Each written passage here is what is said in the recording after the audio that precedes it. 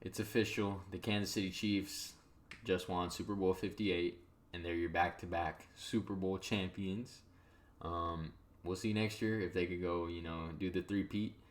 Mahomes, I mean, I don't even know what to say. I'm not surprised with what this guy does anymore. Like I was saying, like the whole game, I'm not worried. Like when Mahomes is trailing, he just always finds a way to do it, and he wins his third ring at 28 years old.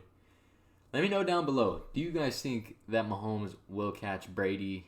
Brady has 7 rings. Mahomes is at 3, and he's only 28. He's also a 2-time league MVP, and I don't know, man. I think Mahomes. I'm a believer that Mahomes could be the GOAT. Obviously, he has Andy Reid. I don't know how much more years Kelsey has. Probably like 3 or 4 more good years. I would say like 3 more good years. And they're just building a dynasty. They are a dynasty already. And I mean, I'm not, like I said, I'm not surprised with what they have done. I wouldn't be surprised if they go win the Super Bowl again next year. Like this team is they're here to stay. And one thing I'm not seeing enough of is you guys need to give Mahomes credit because a lot of people were saying, so first last year it was he couldn't win without Tyreek Hill, and now this year they're saying he can't win when he's not playing at home. He doesn't have the home field advantage. They beat Miami in the first round, not in Miami, but it was in KC. But he went to Buffalo and won. And if you guys know Buffalo, that's a tough environment. Then he goes to probably the Super Bowl favorite, the Baltimore Ravens, and he wins in Baltimore.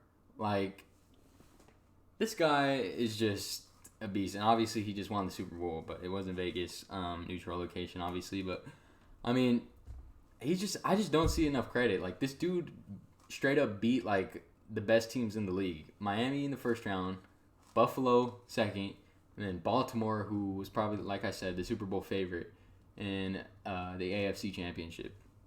And then obviously just beat the Niners. But I don't know, man.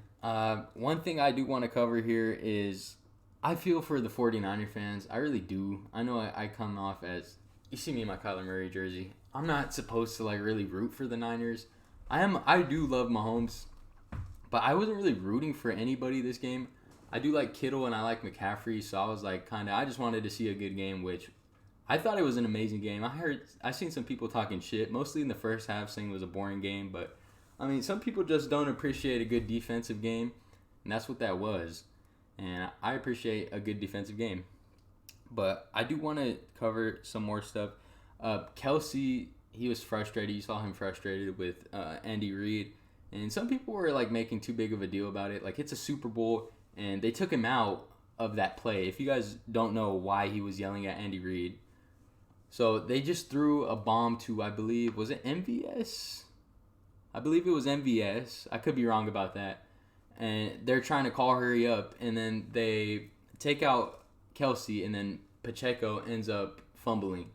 And Kelsey was frustrated because he didn't believe he should have been taken out the game. And honestly, rightfully so. That's your best player outside of Mahomes. And I don't know why he was taken out of the game. But yeah, like I said, people were making too big of a deal about that. Another thing is the Chiefs in that first half, man, I don't know. I never seen Mahomes get like contained like that. And I thought once I saw how that first half went, I kind of thought that the 49ers were going to come away with it. But the Chiefs defense in that first half, they weren't letting the 49ers do anything. They also contained McCaffrey pretty well. Obviously, Debo had that hamstring injury. He kind of wasn't the same about that after that. But another thing is George Kittle. I don't know why. You see McDuffie was on Debo the whole game. So that automatically shuts down Debo. Well, I wouldn't say shuts down Debo, but it definitely contains him. He was doing a good job against Debo. And then you got Snead on Ayuk. Send Kittle for some passes. They were having him block the entire game. I think more than half of the game, Kittle was out there blocking. He wasn't even really running for passes. He had 2 catches for 4 yards. In my opinion, Kittle is the second best weapon on the offense after McCaffrey. and you don't even give him. You give him the ball 2 times. You gotta get the ball in your best hands players, dude. And I think that was a big mistake from Shanahan not getting Kittle more involved. You could see after the game too. Obviously, he just lost the Super Bowl, but still, he looked like he had a look on his face where it's like, dude, you got to get me the ball, and rightfully so. Another thing is prayers for Dre Greenlaw. If you guys seen, super sad. He was getting hype going back into the game. He's like jumping up, getting himself pumped up, and he ends up popping his Achilles. He's down on the floor and needs to be carted off, obviously, with an Achilles. And that's not good. Probably going to be out all of next year, too. I haven't seen if they confirmed it's an Achilles, but I'm like 95% sure it's an Achilles. Just super, super unfortunate. And I know you guys are waiting for this. Shout out to Brock Purdy. Brock Purdy really did play a very, very good game. And I was skeptical of Brock Purdy, I'll admit. I thought, I don't know, I just didn't think... I still don't think he's like an elite guy, how some Niner fans were saying. But I definitely think the 49ers found their guy, and he's here to stay.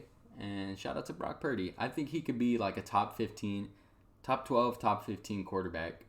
And what else can you ask for the last pick in the draft? So really shout out Brock Purdy.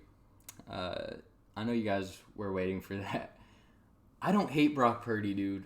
I know people on Twitter and all these people try to like at me when Brock Purdy has a good game and all this. I don't hate Brock Purdy. I really don't.